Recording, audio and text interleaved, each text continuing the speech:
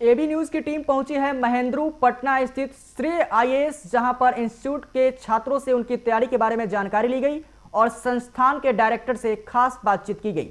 देखिए रिपोर्ट।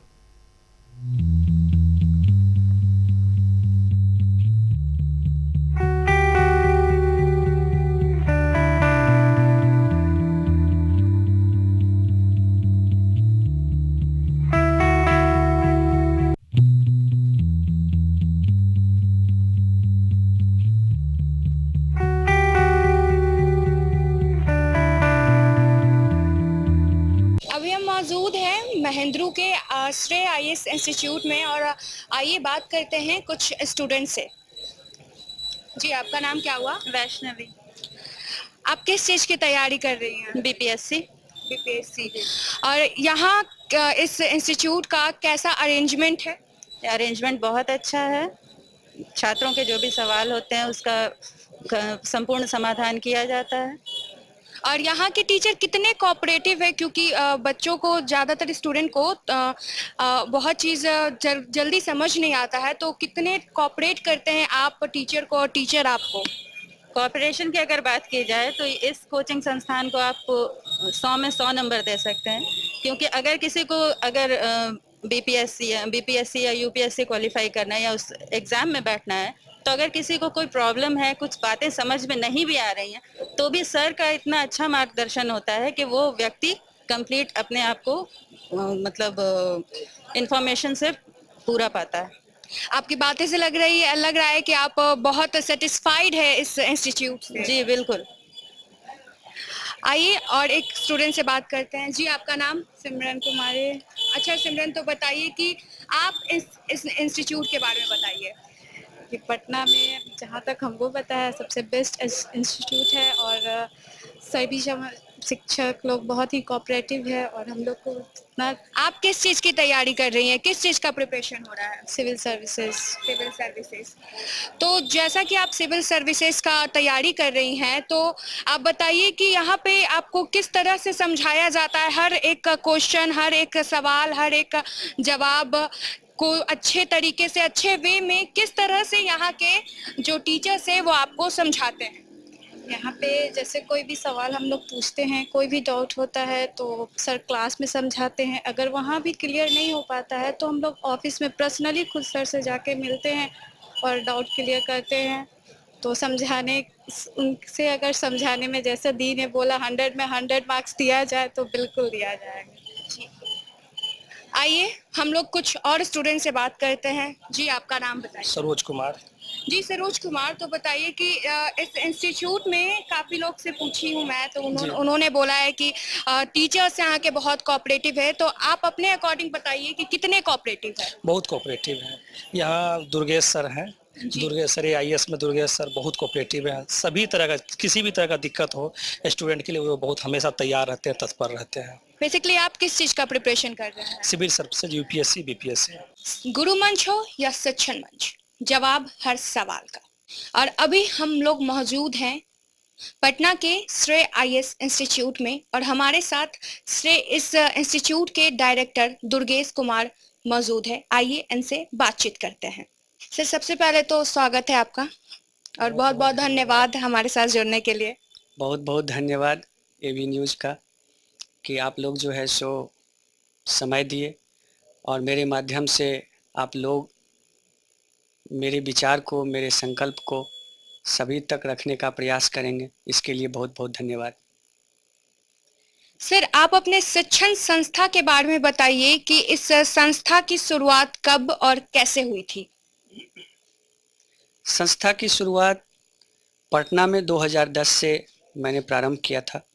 वैसे इससे पहले दिल्ली में मेरी संस्था काम कर रही थी और पूरे उत्तर बिहार के लगभग प्रत्येक जगह पर मैंने अपने शिक्षण अनुभवों को शेयर किया है, जहां से बहुत सारे लोग आईएएस, आईपीएस में सफल हुए हैं। और इसी क्रम में बिहार आना हुआ और बिहार में 2010 से ये संस्था चल रही है। सर, कंपटीशन के बाजार में आप अपने आप को कहाँ रखते हैं? कंपटीशन बहुत बड़ा होता है, लेकिन मेरा मानना है कि कंपटीशन व्यक्ति का स्वयं से होता है, संस्था का स्वयं से होता है।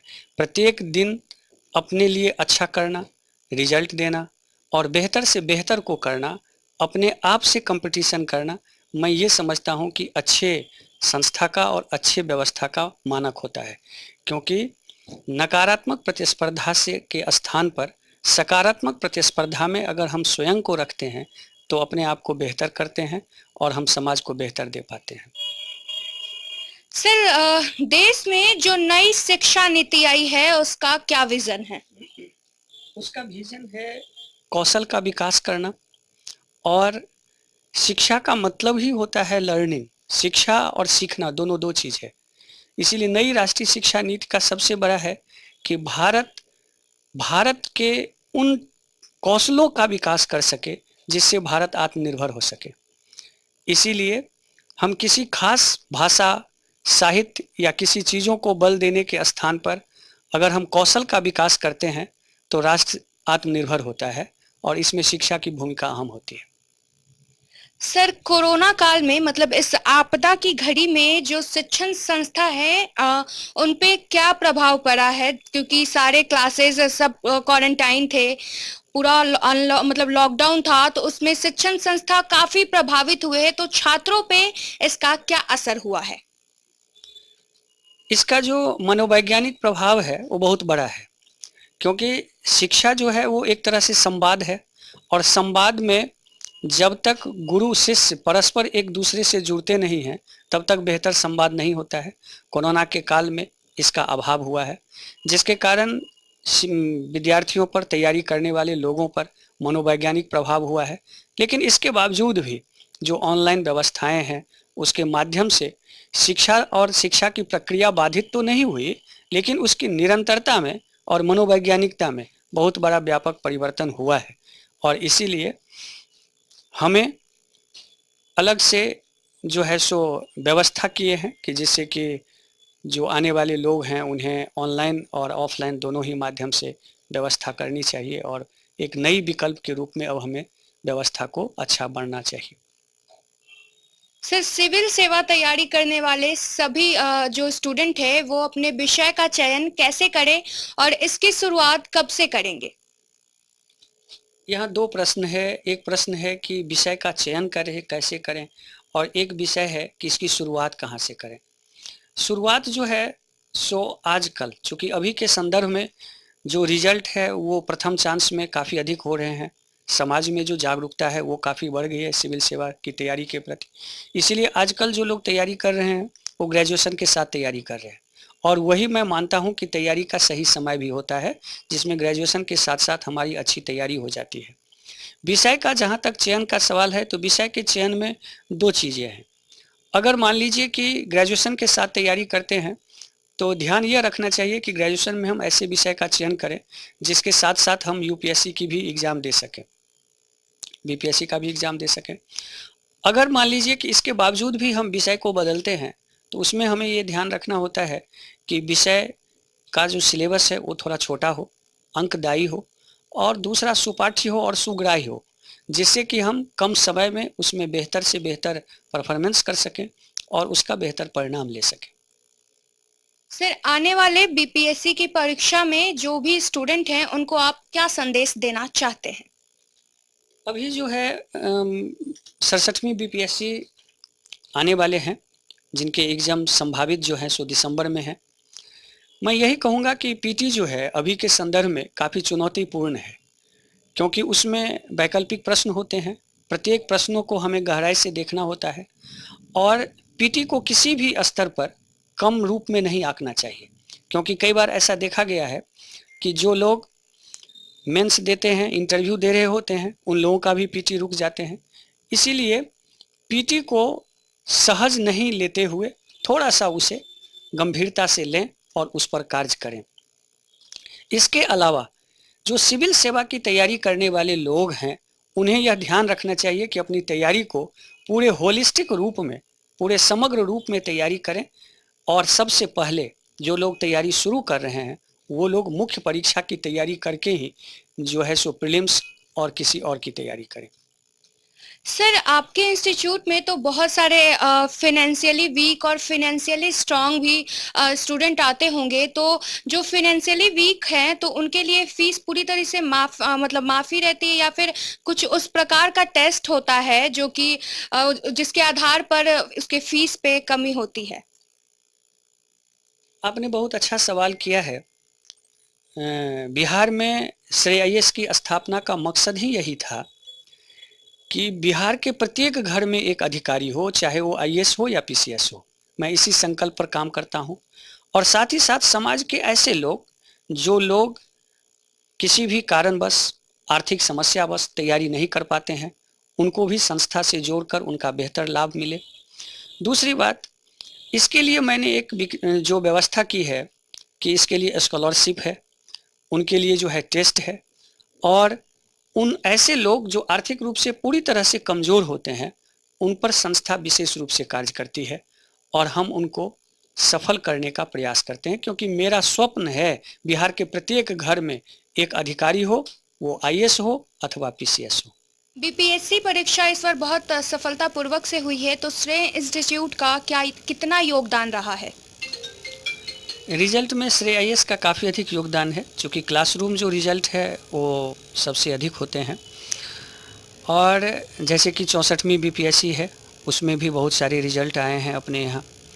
और रिजल्ट की एक परंपरा है, आप यह कह सकते हैं कि 48वीं से लेकर के अभी तक रिजल्ट की एक निरंतर परंपरा है। चाहे बीपीएससी हो या यूपीएससी हो, रिजल्ट हमेशा होते हैं और हमेशा हम परीक्षा के हिसाब से अपने आप को अपडेट करते हैं। संस्था कैसे परीक्षा हो रही है, किस प्रकार हो रही है, किस तरह से तैयारी करनी चाहिए, इसीलिए अद्यतन तैयारियों के साथ अद्यतन कार्य करती है।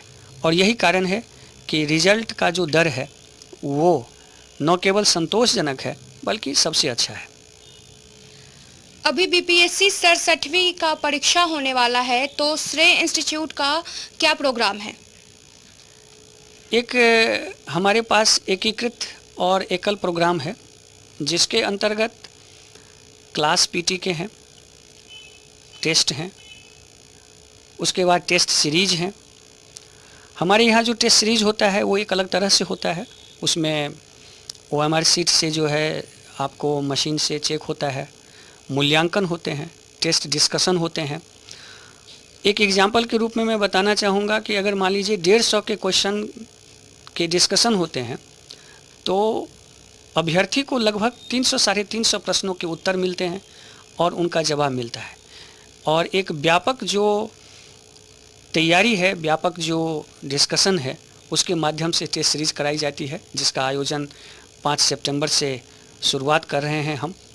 उसमें सभी लोग आमंत्रित हैं और लगभग पूरे बिहार से लोग आते हैं, अपने यहाँ टेस्ट देने के लिए आते हैं और समग्र रूप में तैयारी होती है, मैं यही कहूँगा। और आखिरी सवाल हमारे दर्शकों के लिए कि आरक्षण सामान्य कोटि के स्टूडेंट पर क्या प्रभाव डाल रहा है? आरक्षण एक व्यवस्था है जिसके माध्यम से हम समाज के निचले पायदान से लोगों को एक अवसर देते हैं कि वो सामान्य रूप से जुड़ सकें, सामान्य उनका जो मनोभाव हो वो विकसित हो सके। और इसका प्रभाव यही होता है कि सभी वर्गों के लिए एक शैक्षणिक माहौल को तैयार करता है।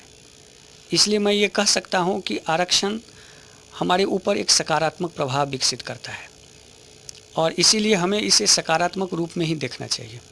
जी बहुत बहुत शुक्रिया हमारे साथ जुड़ने के लिए सर।